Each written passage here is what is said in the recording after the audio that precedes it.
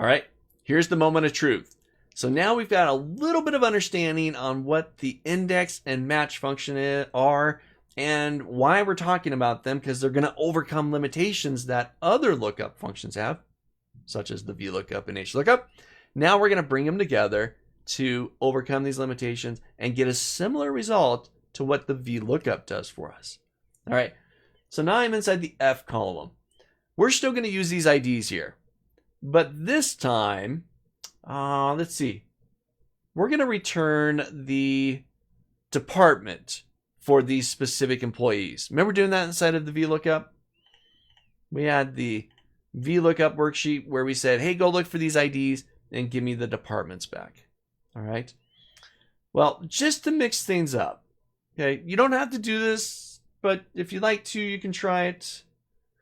I'm going to hop over here. I'm going to grab column A. This is on the index and match master employee list.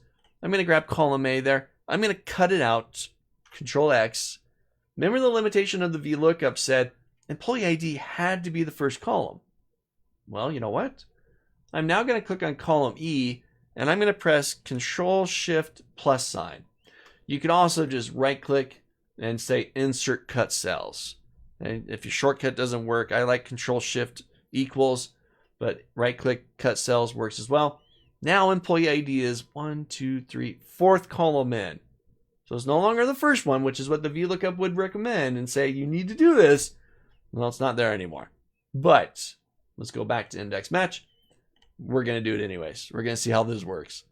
All right, so we're going to return the department based on these IDs. All right, so I'm going to hop into here. This is going to take the two of them and bring them together. I'm going to say equals index. I'm going to start with the index function. Now, why am I going to start with the index function? Remember, the index function returns a value at a specific position. Just keep that in mind. Put that in your mind. Returns a value at a specific position. Well, remember the arguments that the index has? Let's open up fx here. I want the first one again. It wants to know the array that you're going to search and then which row number, potentially column number, do you want back? Okay. Well, I don't know what the row number is that I want back, but I do know the array.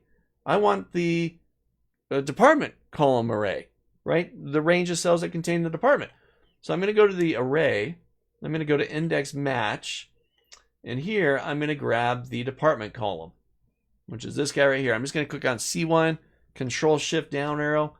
Let's get that entire column from C1 to C38, and let's lock that down. F4, put the $signs in. So that's the array that I want. I want to get back the departments for these employee IDs. Well, here's the problem. Row number. Well, I don't know what row. I know the number, right? 1054, 1078, and so on. The VLOOKUP could do that for us. It could go search for that for us. But remember that limitation. The employee ID is not the first column anymore. Well, how am I going to find the row number then? Well, remember what the match function does? It returns a numeric value, position, based on a value.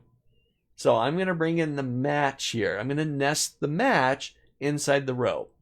So I'm going to type in match, M-A-T-C-H, open up a parentheses. And on the Windows system, I'm going to come up to here, and I'm going to click on match.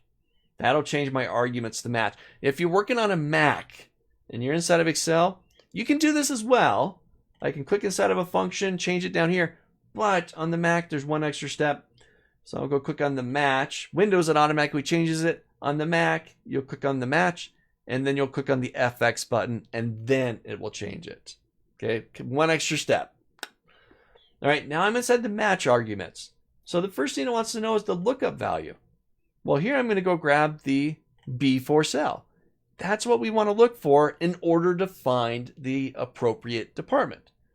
The next thing it wants to know is, well, where am I going to find it? So I go back to the index match. I'm going to grab the employee ID column, D1 to D38. I'm going to lock that down, F4. And the last thing it wants to know, I'm going to drop in the 0 for the exact match. So now we're nesting these two functions together. I'll click back on the index function. Everything's looking good here. I don't need the column num because my array only has one column of data anyways. I'm going to leave that alone. I'm going to hit OK.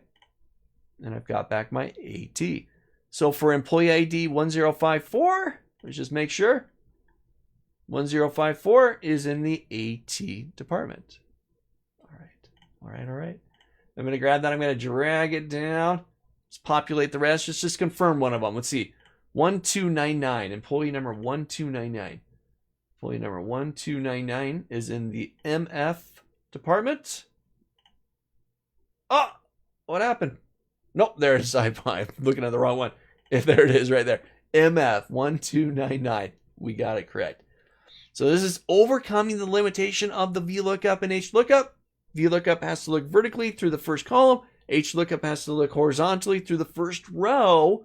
If those were messed up inside your list somewhere, index and match can overcome those limitations. Plus, it's faster. It's not as resource intensive. Try it out.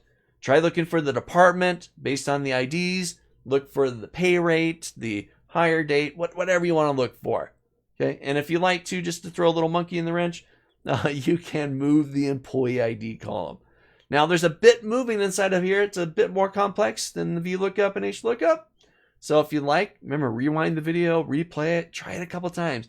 Get some practice in there.